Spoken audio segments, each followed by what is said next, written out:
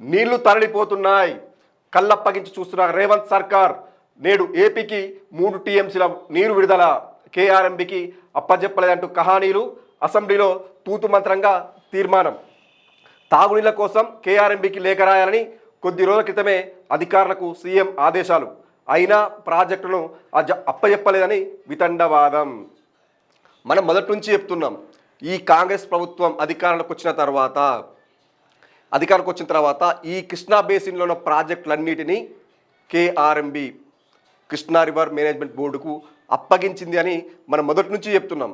కానీ ఈ ప్రభుత్వం మాత్రం వితండవాదం, మేము అప్పగించలేదు, మేము అలాంటిది ఏం చేయలేదు అని ఒక వితండవాదం చేసి అసెంబ్లీలో తూతు మంత్రంగా మేము తీర్మానం చేసిన అలాంటిది ఏం లేదు, మేము ఇవ్వమని చెప్పేసి తీర్మానం చేసింది.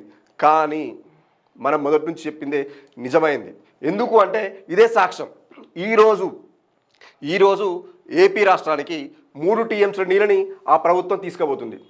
3 టీఎంసీల నీళ్ళని తీసుకెళ్లే ప్రయత్నం చేస్తుంది. మరి కేఆర్ఎంబీకి చెప్పి తీసుకుపోతుంది. మరి మనకెట్లా? మనకు నీళ్ళు ఇవ్వరా? మన మనుషులం కాదా? మన పంటలు ఎండట్లేవా? మన గొంతు ఆరట్లేదా? ఇది ఎందుకు మరి ప్రశ్నించట్లేరు? ఎందుకు అడ్డుకోవట్లేరు? మీరు మన చేతిలో ఉన్న మనం విడుదల చేసుకోవాలి కదా. మీ కేఆర్ఎంబీకి ఎందుకు లేఖ రాసిర్రు? కేఆర్ఎంబీ తరపునే ఎందుకు నీళ్ళు విడుదల చేసుకోవాలనుకుంటున్నారు? ఇది చూస్తే అర్థం కావట్లేదా? మీరు అప్పగించారనడానికి ఇది ఒక నిదర్శనం కాదా? ఇది సాక్ష్యం కాదా? ఎందుకు? ఇప్పుడు ఈ భారీ నీటిపారుదల శాఖ మంత్రి ఉత్తమ్ కుమార్ రెడ్డి గారు నల్గొండ జిల్లా వాసి. ఆయన హుజూర్నగర్లో కూడా దారుణమైన పరిస్థితులు. అన్నదాతలు పురుగు డబ్బాలు పట్టుకొని, అయ్యా మాకు నీళ్ళు విడుదల చేయండి, మా పంటలు ఎండిపోతున్నాయని వాళ్ళు కూర్చున్న సంఘటనలు మనం చూసాం. నీళ్ళ కోసం కిలోమీటర్ దూరం నడుచుకుంటూ పోయిన ఘటన అదే కాన్ఫరెన్స్లో చూసాం. ఇంత దారుణమైన పరిస్థితులు ఉన్నా కానీ ఎవరు పట్టించుకునే నాదుడు లేడు. కానీ ఏపీకి మాత్రం దర్జాగా 3 టీఎంసీల నీళ్లు తరలించుకుపోయేందుకు ఇలా ప్రయత్నం చేస్తుంది. దాని గురించి మన పేపర్లో రాసాం. ఏ పేపర్ కూడా రాయదు ఈ వార్త, ఏ పేపర్ కూడా రాయదు. మీకు చూపిస్తాం. వేరే పేపర్లో ఏం వార్త రాశారో చూపిస్తాం. 3 టీఎంసీల నీళ్ళు తరలిస్తున్నా ఏ పేపర్ కూడా ఇంత హెడ్లైన్ కూడా ఇవ్వదు. నిప్పును మూట కడితే ఆగదు, ఏదో రకంగా బట్టను కాల్చి బయటకు వస్తుంది.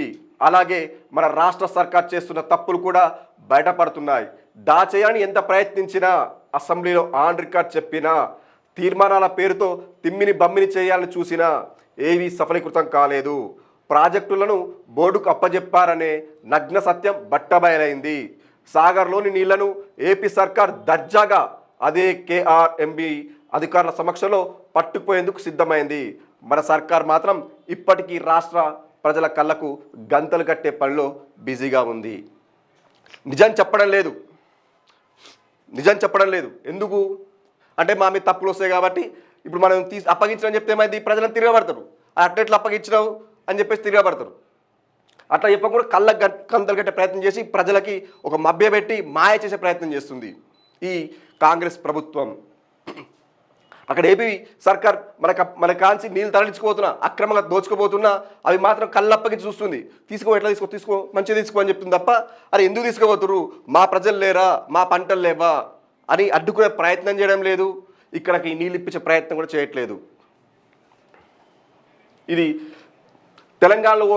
తెలంగాణలో ఓవైపు సాగునీళ్లకు పంటలు ఎండిపోతున్నాయి. తాగునీళ్లు లేక జనాలు ఇబ్బంది పడుతున్నారు. హైదరాబాద్ పరిసర ప్రాంతాల దహార్తిని తీర్చేందుకు మల్లన్న సాగర్ నుంచి నీరు తేవాలనే ఆలోచనలో రాష్ట్ర సర్కార్ ఉంది. అటు ఉత్తర తెలంగాణలో, ఇటు దక్షిణ తెలంగాణలో ఎక్కడ చూసినా సాగు నీటి కటకటే కనిపిస్తుంది. కానీ మరోవైపు మన తలపునే ఉన్న నాగార్జున సాగర్ నుంచి ఆంధ్రప్రదేశ్కు నీళ్లు తరలిపోతున్నాయి. కృష్ణానది మీది ప్రాజెక్టులన్నీ మన దగ్గరే ఉన్నాయని, కేంద్రానికి అప్పగించలేదని రేవంత్ రెడ్డి సర్కార్ చెప్పుకుంటుంది. అసెంబ్లీలో తీర్మానం కూడా చేసింది. కానీ వాస్తవం మాత్రం మరోలా ఉంది. ప్రాజెక్టుల మీద పెత్తనం మొత్తం కృష్ణానది యాజమాన్య బోర్డు పరిధిలోకే వెళ్ళిపోయింది. ఆ బోర్డు అనుమతితో నాగార్జున సాగర్ నుంచి ఆంధ్రప్రదేశ్కు 3 టీఎంసీల నీళ్లు తరలిపోతున్నాయి. ఇది మన నీళ్లు మనకు రావాల్సిన వాటాని ఏపీ ప్రభుత్వం తీసుకుపోతుంది. మన అధికారులు కానీ, మన ప్రభుత్వం కానీ ఎలాంటి పట్టింపు లేకుండా వాళ్ళు చేయాల్సిన రాజకీయమే చేస్తుర్రు. ఈరోజు ఈ నీళ్ళు తరలిస్తున్నారు కదా, మరి ఇదే నీళ్ళు తరలిస్తున్నప్పుడు ఇదే కాంగ్రెస్ నేతలు సాగర్కి వెళ్ళి కొట్లాడి నీళ్ళు ఎందుకు తీసుకోతురు, మాకెందుకని అడగొచ్చుగా. పోరు. బీఆర్ఎస్లు మెరుగడే పోతురు కాబట్టి మేము పాలమూరు పోతాం. అలా అటు పోతే మీ ఇటు పోతాం తప్ప ప్రజలది అవసరం లేదు. వాళ్ళు నిజాలు చెప్పేసి అంటారుగా మీ ఇటు పోతాం. మీరు అటంటే మేము ఇటు తప్ప ప్రజల గోడు మాకు అవసరం లేదు, మేము ప్రభుత్వంలో లేము అన్న ఒక సోయిలో ఊరో అర్థం కావట్లేదు. కొంచెం సోయి తెచ్చుకొని ఇప్పటికన్నా సోయి తెచ్చుకొని ప్రజలకు ఏం కావాలి, నీళ్ళకి ఇబ్బంది పడుతున్నారు, ఏం చేయాలి, లేఖ రాష్ట్ర వాళ్ళు స్పందించకపోతే చెప్పండి, ఎందుకు ఇవ్వట్లేరు, వాళ్ళకి ఎందుకు ఇస్తున్నారు అడగండి, కొట్లాడండి, ప్రజల గొంతుని తడపండి, ఆ పంటని కాపాడండి. కానీ ఇట్లా చిల్లర రాజకీయాలు మాత్రం చేసి చిల్లర చేసలు చేయకండి.